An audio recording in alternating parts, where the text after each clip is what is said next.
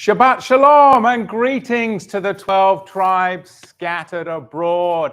I see you all in the chat. Greet one another in the chat. And remember, you can always go to torahtothetribes.com/connect. We've got the new calendar up for the year, the biblical calendar up, as we're going into a new Roman year. We are well on the way to Passover and the start of the biblical New Year. So please go and check out. It's a downloadable calendar and make your plans to come to Oregon for the Passover, for the Moed. It's a great opportunity for us to come together, break bread, and of course, drink of the Kadosh vine and be a blessing to one another. I'm over in the chat and I see you guys. Is the sound and the video good? Just give me a thumbs up in the chat and then I'll proceed. Of course, today we are in Isaiah, the 5th Hebrew Gospel, Yeshayahu. We are in chapter 39. I mean, I am trekking along and I'm going to be able to get this teaching done in 8 minutes or under because it's only 8 verses.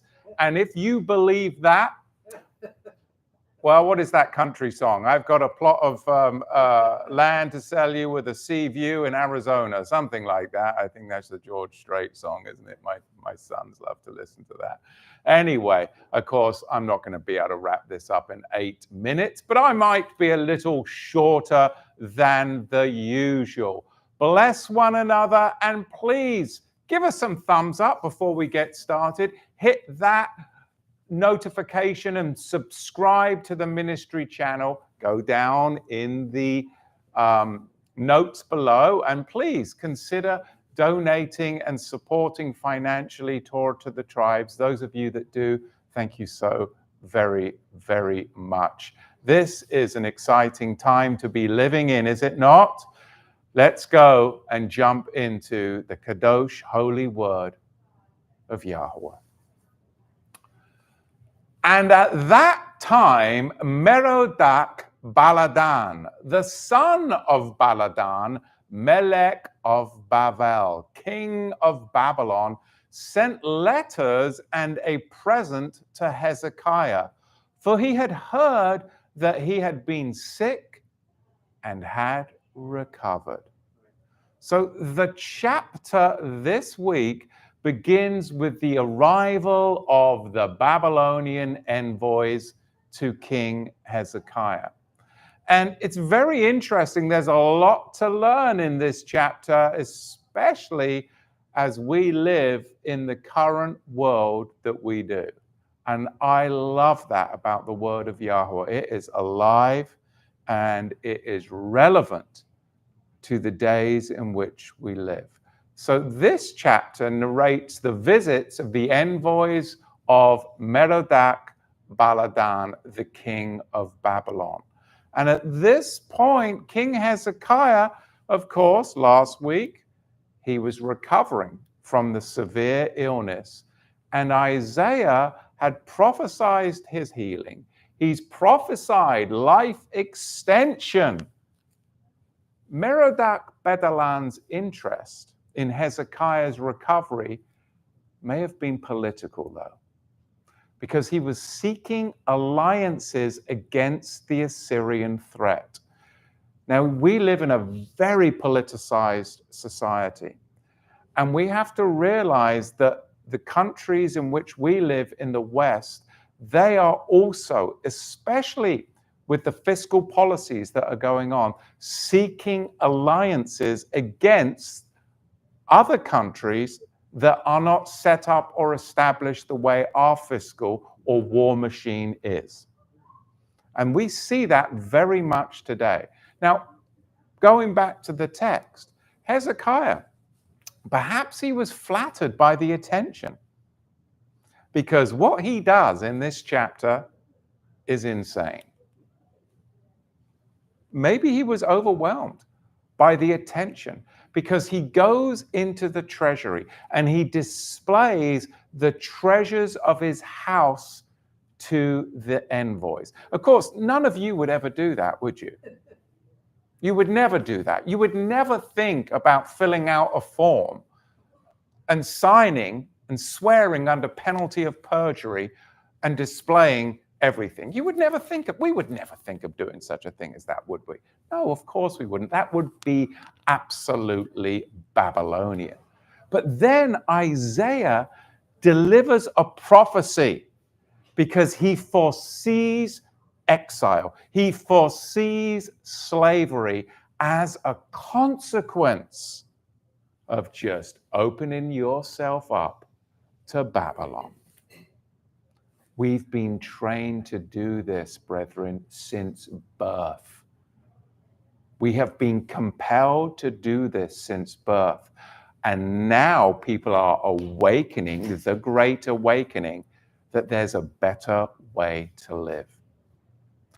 At that time, Merodach-Baladan, the son of Baladan, Melech of Bavel, sent letters and a present to Hezekiah, for he had heard that he had been sick, and he had recovered. And Hezekiah was glad because of them, and he showed them the Bait, the house of his precious things, the silver and the gold and the spices and the precious ointment, and all the Bait, the house of his armor, and all that was found in his treasures. There was nothing in his house, nor in all of his dominion, that Hezekiah did not show them. There's a few words that jump out from the text to me, very simple words. We're not going to go into some deep, mysterious word study. Of course, the Hebrew word Bait. But these three words are going to give you insight to where we're going to go as we unearth the text. Bait, what does that mean? Of course, it's house, the house or dwelling. What is that symbolizing? It's symbolizing one's private domain. One's private domain. Now, in the context of the teaching, it's emphasizing the importance of keeping personal matters within the confines of one's home or private space. And this is what I teach my family. There's conversations for inside the house, and then there's conversations for outside the house. In other words, public and private do not mix. This is the key to safeguarding the treasury. The second word is the Hebrew word kesef, silver. Silver. Of course, our silver was taken from us by FDR in 1933. So another truth is there is no money. Wealth and material possessions.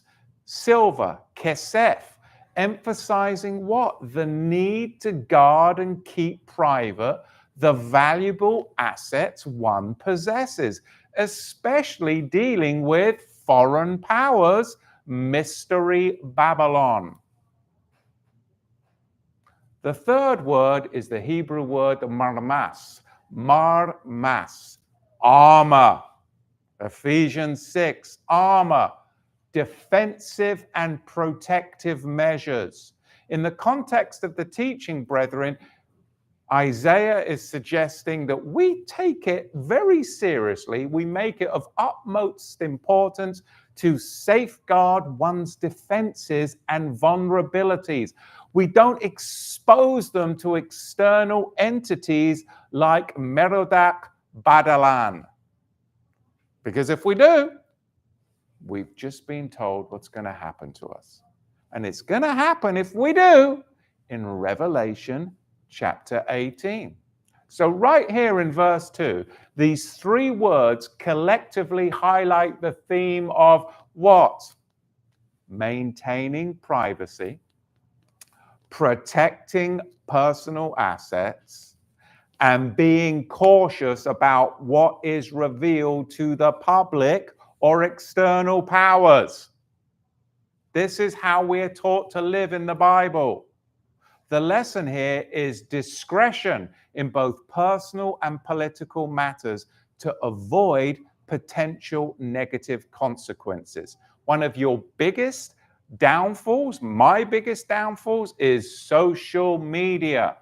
It's a public notice board and a declaration into your life, which is why I'm not active on social media whatsoever, apart from this platform, through a ministry, and of course, through the protection of the Bible and my sincere religious beliefs. That's it.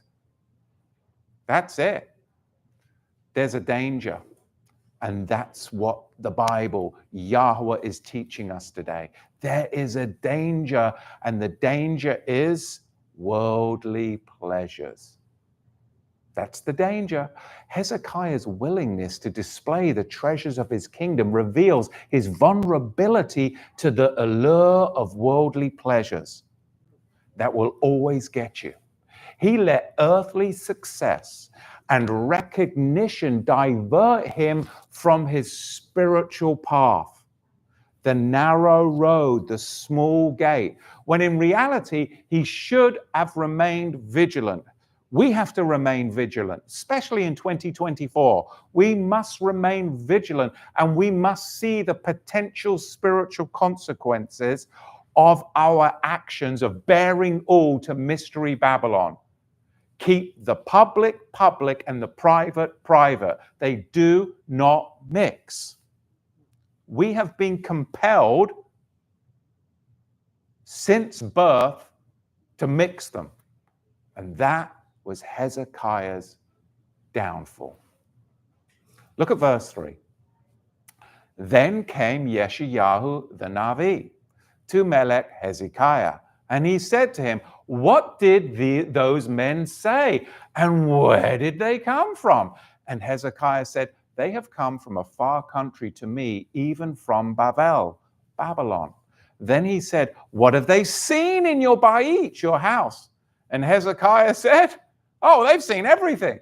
All that was in my bait house have they seen. There is nothing among my treasures that I have not shown them.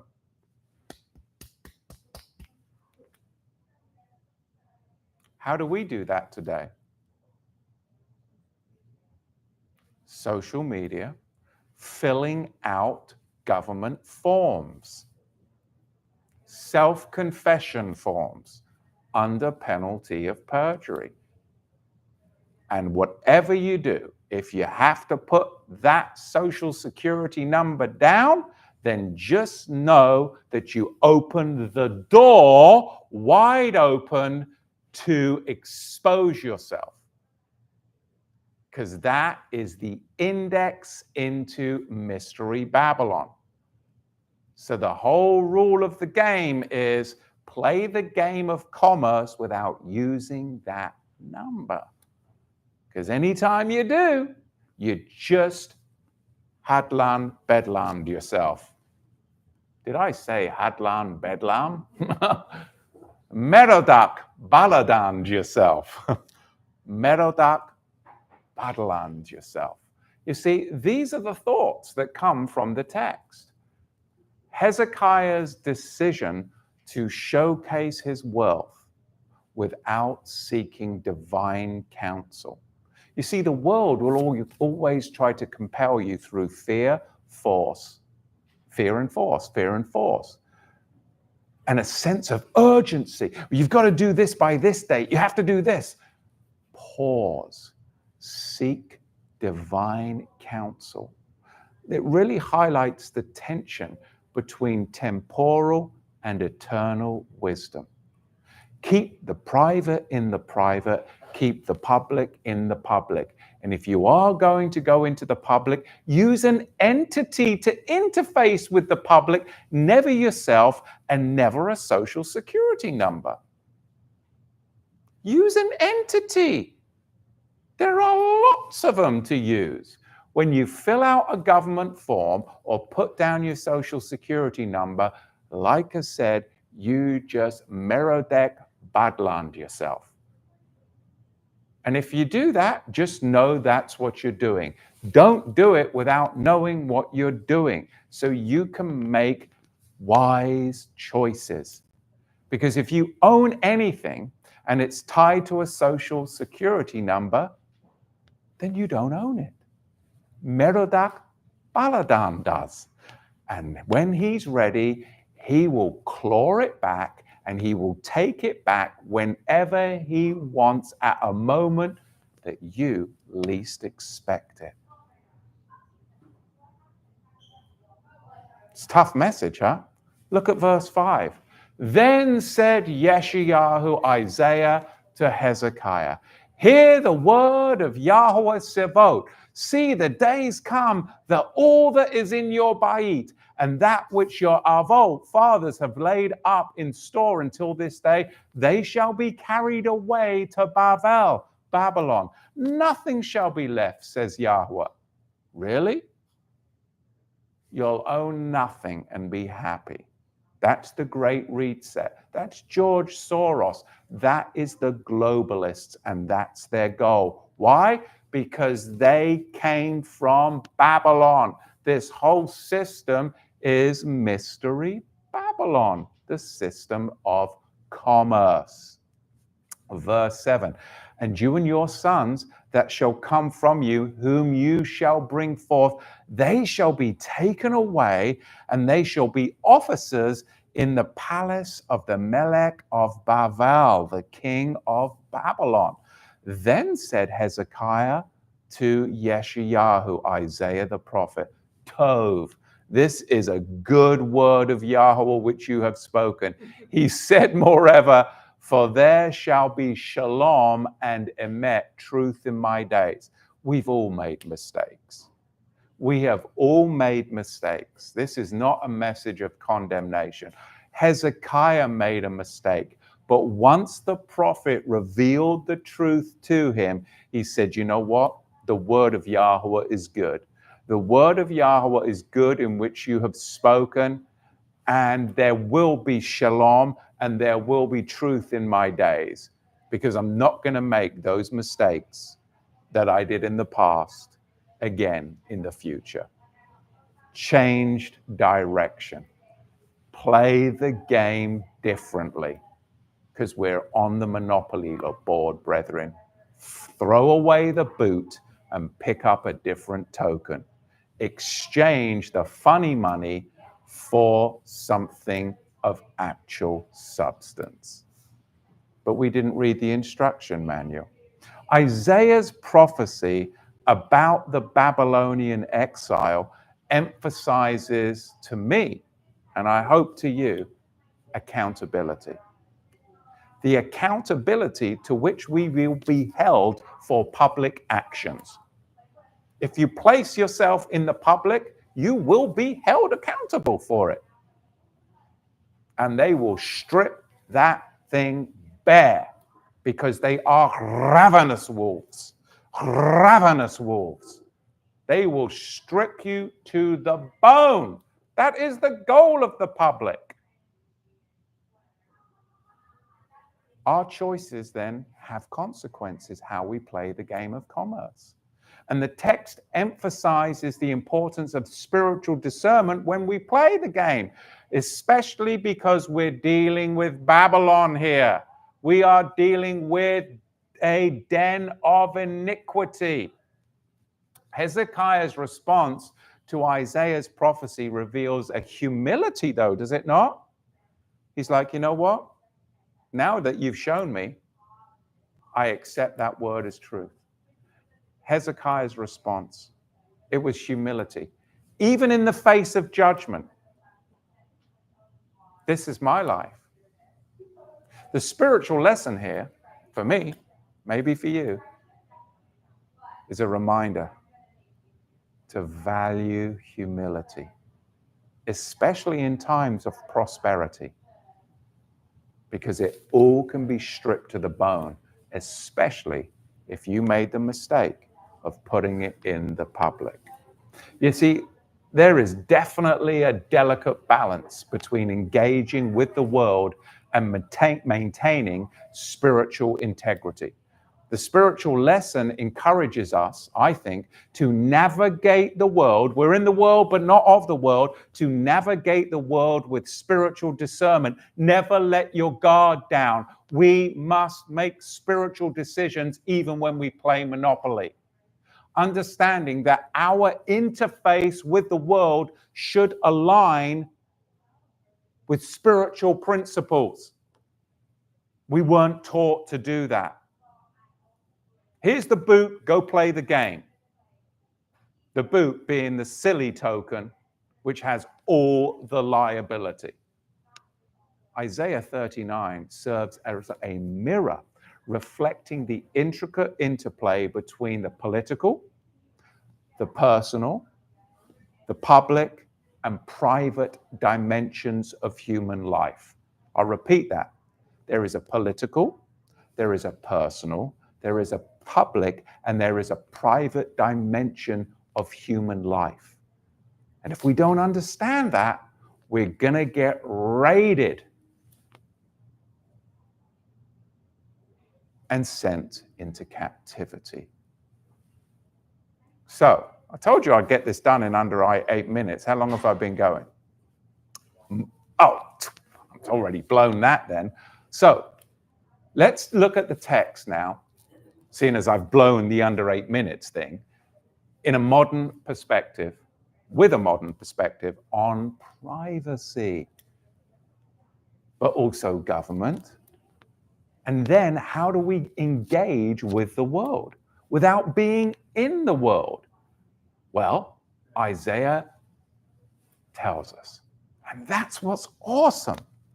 In Isaiah 39, the encounter between King Hezekiah and the envoys of Babylon can be metaphorically likened to the dichotomy between public versus private life in our modern society.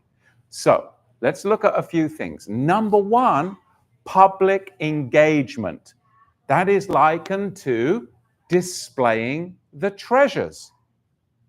In the public realm, Hezekiah's openness about the treasures of his kingdom symbolizes the modern act of volunteering personal information in exchange for government benefits and privileges. If you do it, it's gonna cost you. There is nothing for free in this life. There is nothing for free. There will always be a clawback, and what happens? A stripping to the bone. The meat will be taken off. There is nothing for free. We saw that with all the COVID loans. We saw that with all the COVID loans.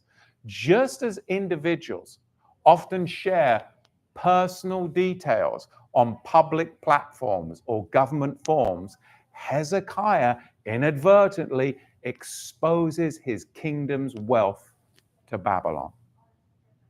Number two, the cost of public participation.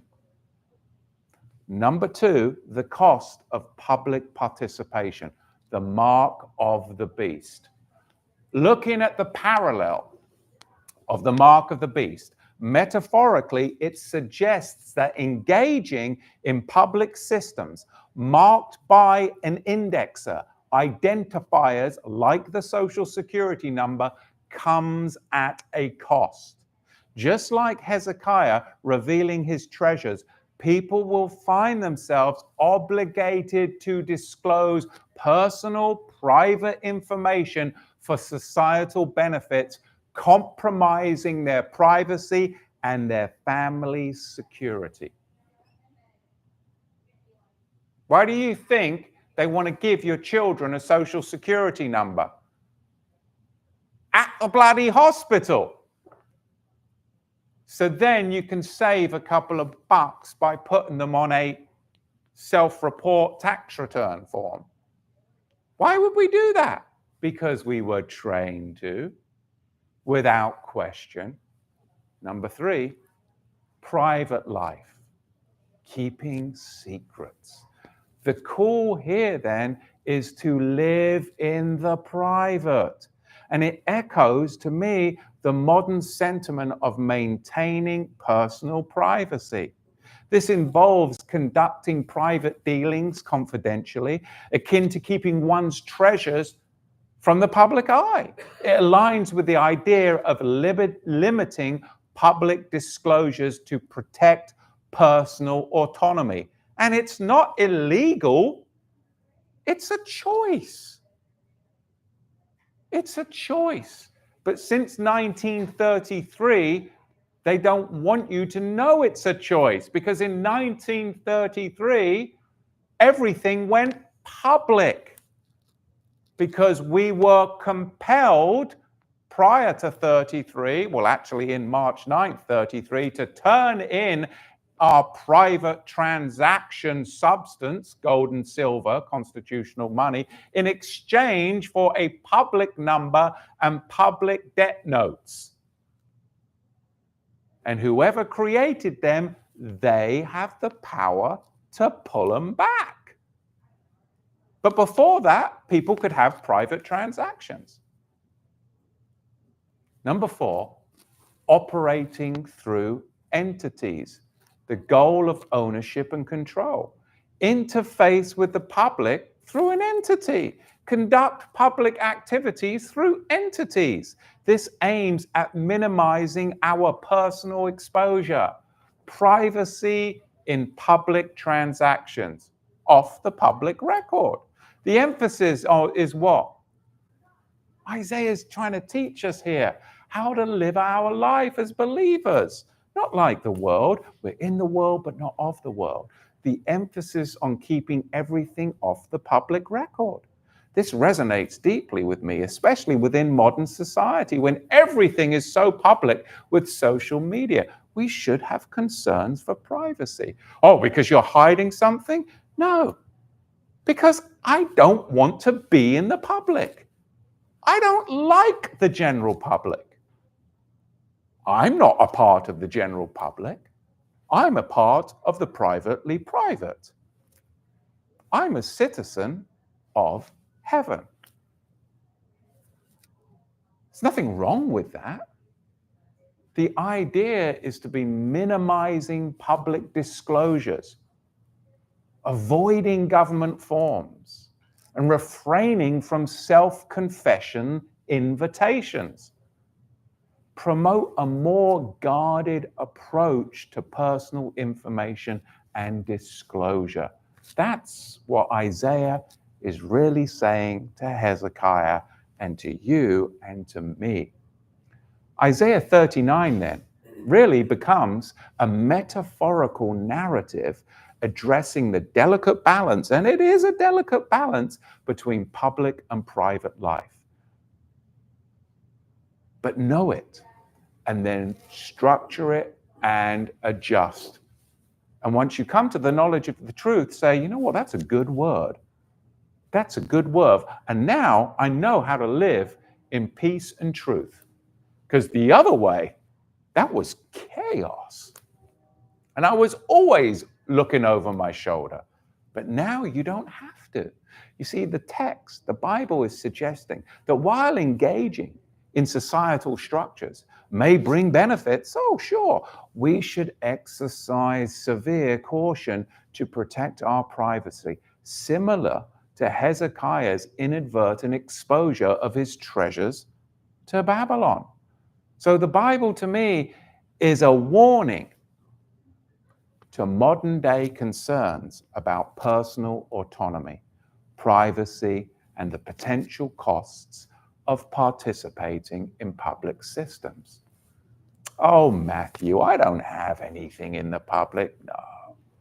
7 things of serious exposure. Maybe you have one, maybe you don't. But these are the things that you would Merodach battle on yourself with. 401k, Roth IRA, a bank account in a US jurisdiction, investments accounts in a US jurisdiction, tax assessment, a will, statutory trusts. All of these are public structures that Merodach Badalan yourself. And these are what we have been taught to embrace, because they don't want to teach you how to live in the private, because it doesn't behoove them plundering. You see? But now that you see the word, it's a good thing, and you can live in shalom and you can live in the truth. What do all those 7 things that I just mentioned have in common? You must have Merodach Badalan's number to participate in them.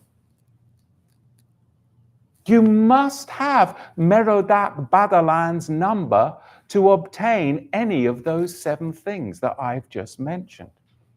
Show Merodach Badalan and tell all to Merodach Badalan. How? By rolling the dice and filling out his simple form under penalty of perjury. And you just Hezekiah'd yourself. Why volunteer, Hezekiah?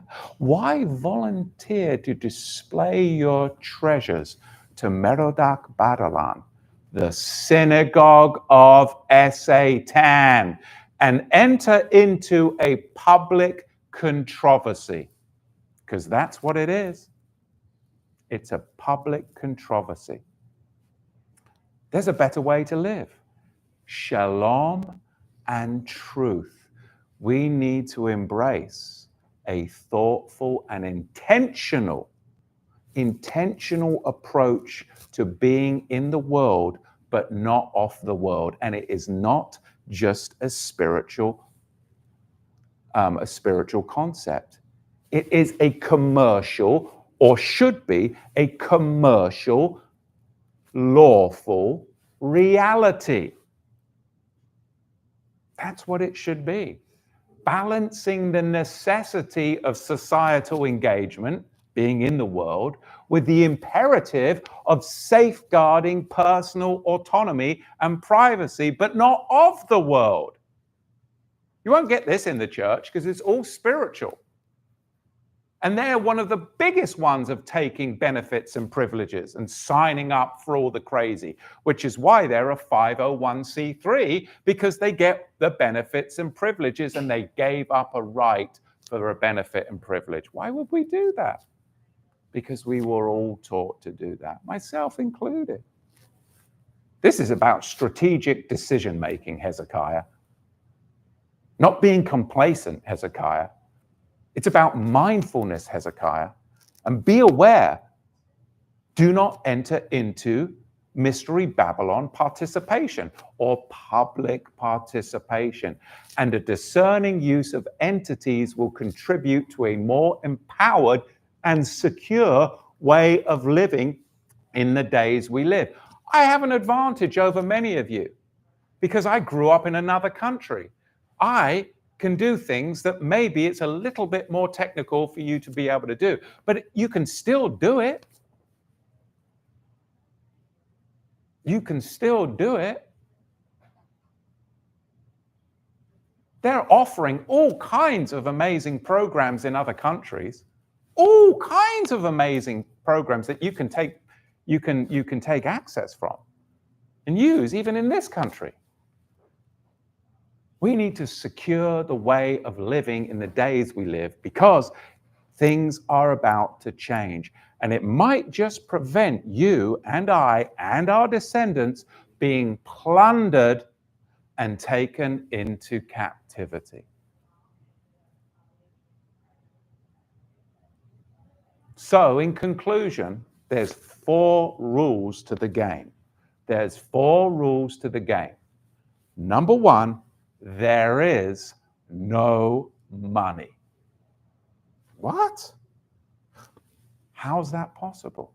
Due to the removal of constitutional money in 1933, negotiable instruments serve as lawful substitute for money according to their own rules, the UCC. It's that simple.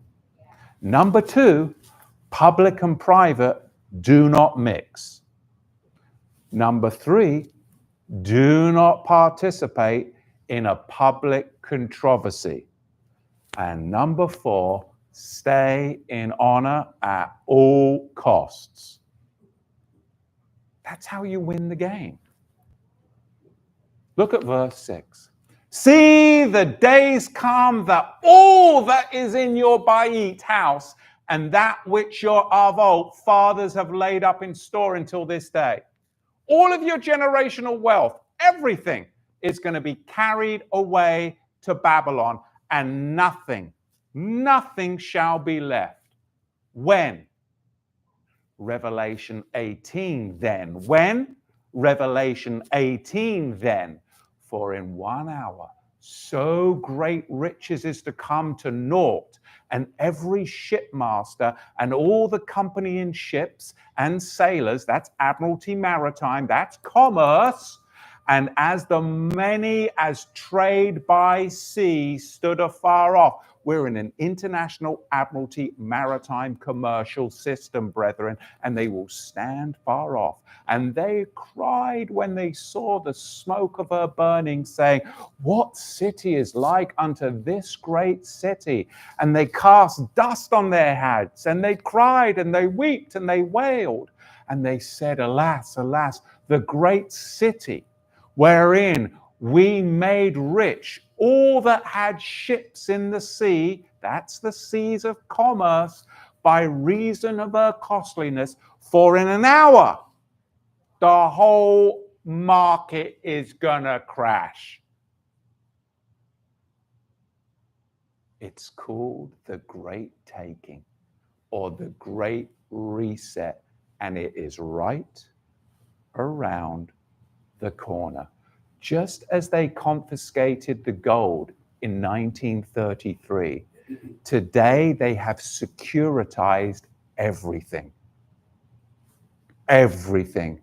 Your mortgages, your Roth IRA, your investment accounts, your 401k, they are all securitized, and they are going to pull back the securities to the banks. Then they are going to shut the game down. Then they are going to restart the game, and the banks will loan you the new currency to play the game again. When did Parker Brothers create the game of Monopoly? Right when FDR did the reset in 1933. We're just playing a game. It's a game of commerce.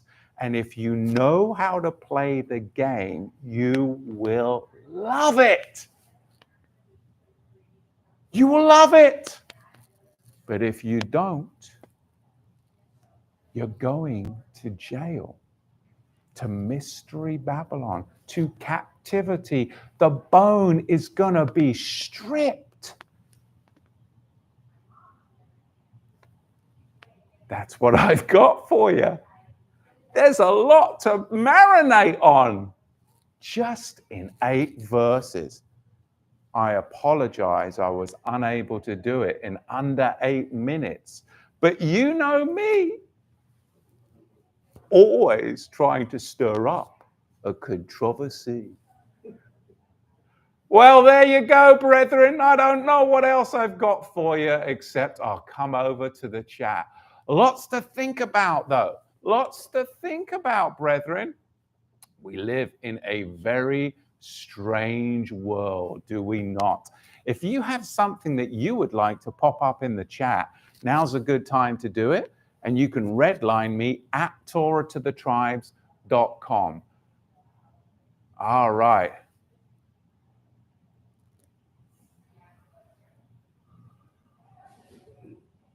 Here's a great one from Sonny. At Torah to the Tribes, I am a state national, but that is not the answer. I have a small business I'm trying to get out of the system, but not sure how.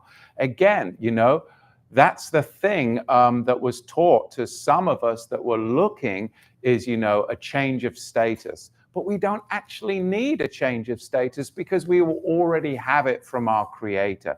It's just how to play the game of commerce. And you don't need any status to do it. You just need to pick up a different token instead of the boot, okay? And then you just need to, I have to be so careful, of course, we're on a public entity right here. But anyway, status change not required, not required. Let's see. Emissary of Elohim always comes to the spiritual root of it. Don't be a human resource, right? Because it's almost as if we're in the matrix just to extract energy, just to extract energy, what, your labor and your energy, right? Think about that.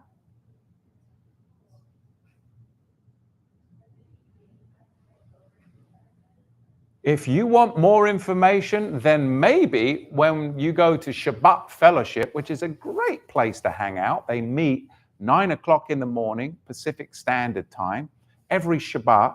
You can bring up some of these questions and talk amongst yourself on Shabbat Fellowship, or you can you can always email Shabbat Fellowship too with your questions, because a lot of good question I can see. And my goodness, so much, so much. Caroline, I'll finish with your comment, as it's the last one that popped up. Thank you, Matthew, for helping our family. You have taught Sage much. Thanks for your prayers. Baruch Hashem Yahweh. Thank you, Caroline, for watching today, and blessings to you and your household. It's a privilege and an honor for us to be working together towards kingdom truth and kingdom reality. Because you know what? We can bring the heavens down right now, because it is within us, the kingdom of heaven. This is kingdom thinking. This is kingdom thinking instead of slavery thinking. And that is the way to set us free. And as Hezekiah finished, when he was conveyed the word of truth, he said, it is Tov and it is Emet. It is Tov and it is Emet. Shabbat Shalom.